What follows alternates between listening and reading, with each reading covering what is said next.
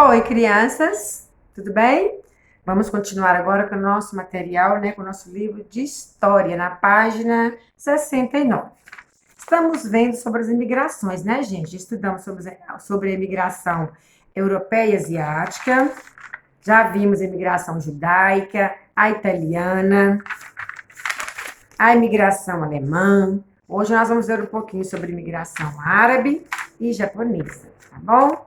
Então vamos lá no livro, vamos acompanhar juntos aí na página 69. Vamos lá. Imigração árabe. Os imigrantes árabes eram provenientes, eles vinham de várias regiões, como Turquia, Líbano, Síria, Egito, Palestina e Iraque.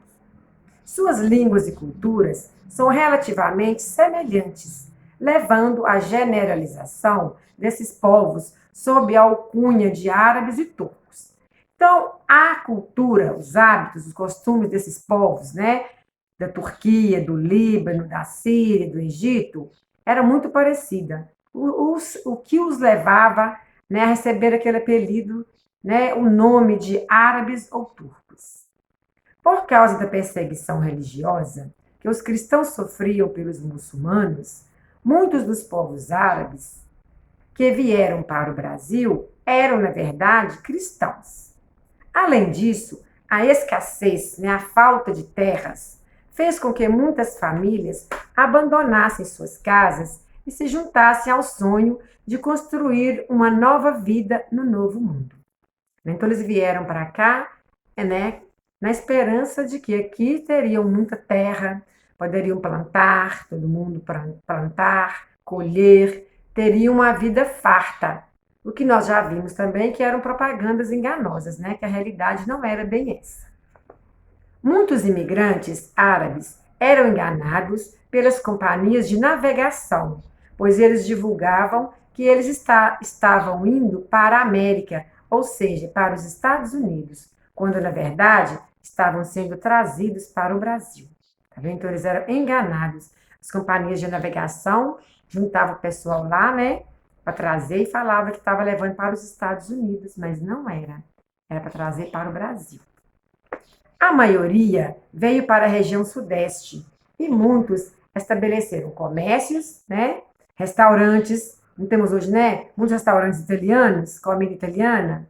Atualmente, a culinária, né, a comida árabe é um forte elemento na cultura brasileira, mas uma grande mudança foi a introdução de novas formas de comercializar produtos, aprimorando a profissão dos mascates. Então, um forte elemento também aqui, marcante, né, da cultura árabe, foi aprimorar a profissão dos mascates. O que é mascate, gente? Vocês não veem, é um mercador ambulante, a gente não vê aqui na rua mesmo, esses rapazes, esses moços que passam com carrinho vendendo cobertinhas, roupa de cama, vendem utensílios para casa, para cozinha, como vasilhas, material de limpeza, roupas, né, normal para a gente vestir, porque a gente, né, normal que nós vestimos roupas, calça, blusa, bermuda. Então, ele aprimorou essa profissão dos mascates, que veio da cultura árabe. E temos também na culinária árabe muitas comidas que nós comemos, que a gente gosta, né? E às vezes a gente nem sabe como a esfirra, por exemplo. A esfirra, ela é uma comida árabe, de origem árabe.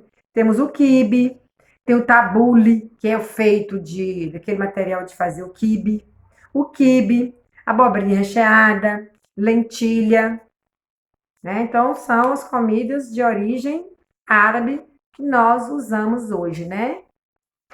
Vamos agora à imigração japonesa. Em junho de 1908, chegou ao Brasil o navio Kasato Maru, com os primeiros imigrantes japoneses. Ele chegou aqui trazendo muitos lavradores para as fazendas do interior de São Paulo. O projeto de modernização japonesa fez com que muitas pessoas perdessem suas terras e se endividassem. Né? Lá teve um projeto de modernização japonesa. Então, com esse projeto lá, eles acabaram, né, muitos perdendo suas terras e acabaram se endividando, ficaram devendo. Assim, o próprio governo japonês incentivou a emigração de sua população. Então, devido a isso, o próprio governo japonês autorizou, né, falou que eles poderiam sair, incentivou que eles fossem procurar uma vida melhor em outros países. Os japoneses demoraram para vir para o Brasil, pois havia muito preconceito com a sua cultura e a sua aparência, né? Aqueles olhinhos pequenininhos, puxadinhos, né? Então, existia um certo preconceito. A eugenia, que é o preconceito contra o negro, buscava pessoas brancas para purificar o povo brasileiro. Olha só, gente, discriminação, né? Eles achavam que o preto não era bem visto né, na sociedade, achava que eles eram inferiores. Os portugueses se achavam um povo melhor, mais evoluído. Além disso, países como os Estados Unidos também resistiram à entrada dessas populações em seu país, segundo o decreto de 28/6/1890. Vamos ler aqui. Está um pouco, né, a letrinha está meio difícil de ler, mas vamos ler devagar, vamos acompanhar aí. Exceptuados, quer dizer, exceto, né, os indígenas da Ásia ou da África, que somente mediante autorizados do Congresso Nacional poderão ser admitidos de acordo com as condições que forem então estipuladas, né? Só poderiam entrar, né, se fosse autorizado pelo Congresso Nacional. Virando aí na página 70. Mesmo sofrendo muito preconceito, os japoneses vieram ao Brasil no início do século XX e se estabeleceram principalmente nas regiões Sudeste e Sul, ainda que muitos tenham vivido na Amazônia e no Mato Grosso. Aqui eles introduziram o cultivo de algodão, importante produto para a indústria japonesa, além de arroz, hortaliças e pimentas. Pode marcar aqui, tá? Então, eles introduziram aqui, né? Eles começaram aqui o plantio de algodão, que era um produto muito importante para a indústria japonesa. Também arroz, hortaliças, pimenta. Continuando. O choque cultural foi muito grande, pois as culturas brasileiras e japonesas eram muito diferentes, né? O modo de vida deles, dos japoneses, era muito diferente do povo brasileiro. Os modos de se viver, se relacionar e se alimentar eram exóticos para ele. O que era exótico? Muito diferente, não era normal, era uma coisa extravagante, era anormal. Assim, formaram comunidades muito fortes para preservar os seus costumes, né? Para continuar com seus hábitos e costumes, a sua cultura. Passaram a adaptar a sua culinária aos produtos locais e mantiveram fiéis à própria religião. Atualmente, a comunidade japonesa é muito forte, e principalmente no estado de São Paulo, onde é um bairro inteiro formado por japoneses e seus descendentes. A Liberdade. Lá tem, né, uma comunidade, né, grande de japoneses. O comércio de produtos tipicamente japoneses é muito significativo. Aquelas lojinhas, a gente vê muito aquelas lojinhas, né, que vende de tudo, né, em São Paulo, então tem muita. Atualmente, o Brasil abriga a maior população japonesa fora do Japão, cerca, gente, de 1,5 milhão, e moram em todo o território, né, principalmente nos estados de São Paulo e no Paraná. Ok? Então, vamos agora, exercícios resolvidos. Número 4. O Brasil é composto por povos de diversas etnias. De que maneira os imigrantes influenciaram a cultura brasileira? Resolução. Os imigrantes europeus e asiáticos foram muito importantes para a formação cultural brasileira, pois os hábitos religiosos, a culinária, as festas típicas, a língua e os costumes deles foram incorporados pela população brasileira. O protestantismo, trazido ao Brasil pelos alemães, o judaísmo, a culinária italiana e japonesa e as práticas comerciais árabes são apenas alguns exemplos de elementos de culturas estrangeiras que fazem parte da vida dos brasileiros atualmente. Né? Então, os imigrantes foram muito importantes para a formação cultura brasileira. A nossa cultura ela é uma miscigenação, ela é uma mistura, né, de várias culturas de outros povos que vieram, né, fixar aqui. Então, vamos agora, terceiro ano, ao exercício de fixação, tá? Então, nós temos aqui o número 5, começa o 5 na página 70 e a página 71, tá bom? Vamos fazer, que a tia volta já para a gente corrigir, tá bom? Tudo prontinho? Vamos conferir, então? Exercício de fixação, na página 70. Número 5. Você sabia que algumas das brincadeiras de que gostamos não surgiram no Brasil? Muitos imigrantes trouxeram alguns hábitos que nós desconhecíamos. O pique-pega, o pega-pega, ou pega-pega, por exemplo, surgiu na Holanda em aproximadamente 1830. A queimada nasceu na Colômbia, mas também pode ser vista nos Estados Unidos. Né? Vocês sabiam disso?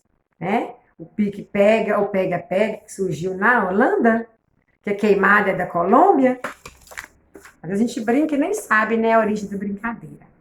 Então, vamos na página 71. Sabendo disso, escolha a brincadeira de que mais gosta e pesquise a origem dela.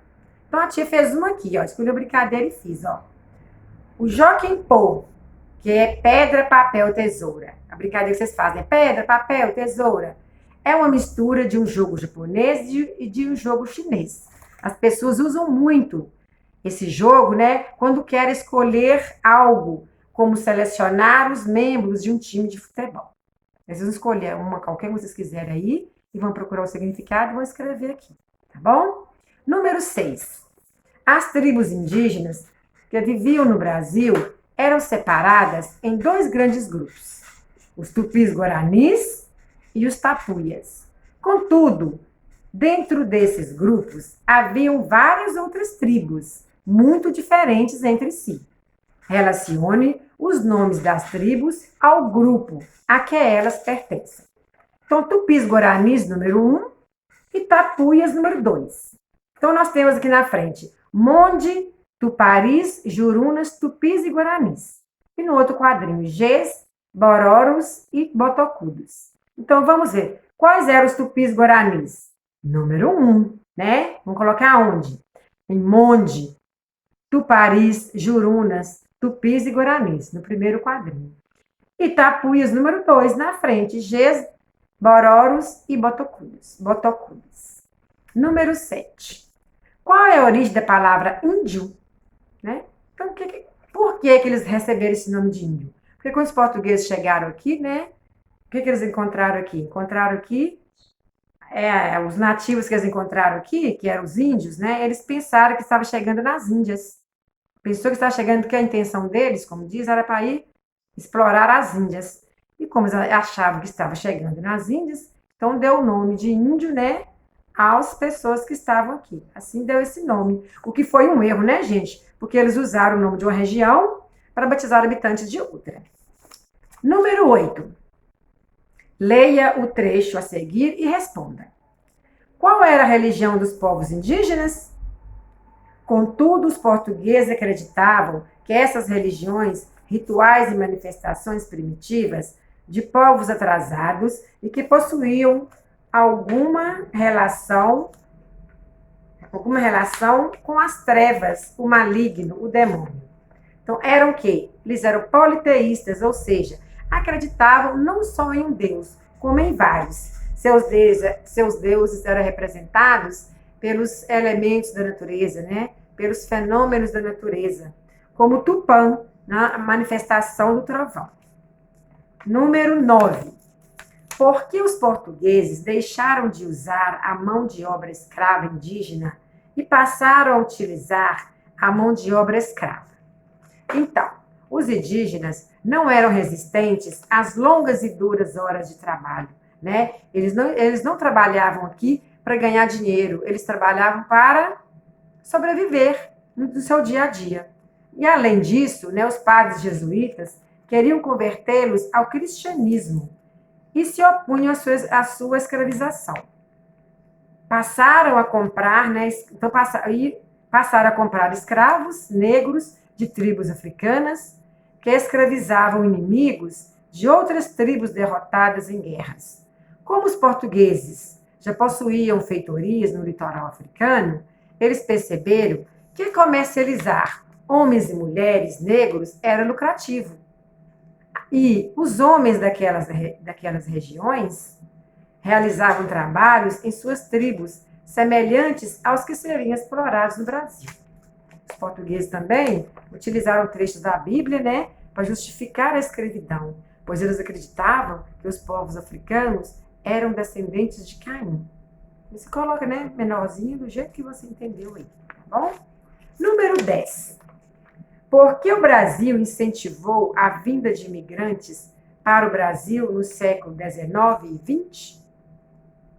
Com a abolição da escravidão, o Brasil precisava de mão de obra especializada para trabalhar nas lavouras, né, na plantação de café e de cana. Contudo, eles não desejavam empregar os negros recém-libertos. Eles não queriam mais negros, eles queriam o quê? Clarear, né, branquear a população. Mas europeus brancos, pois acreditavam na teoria da eugenia, né, que dizia que os povos europeus eram mais desenvolvidos, mais evoluídos, né, do que os negros.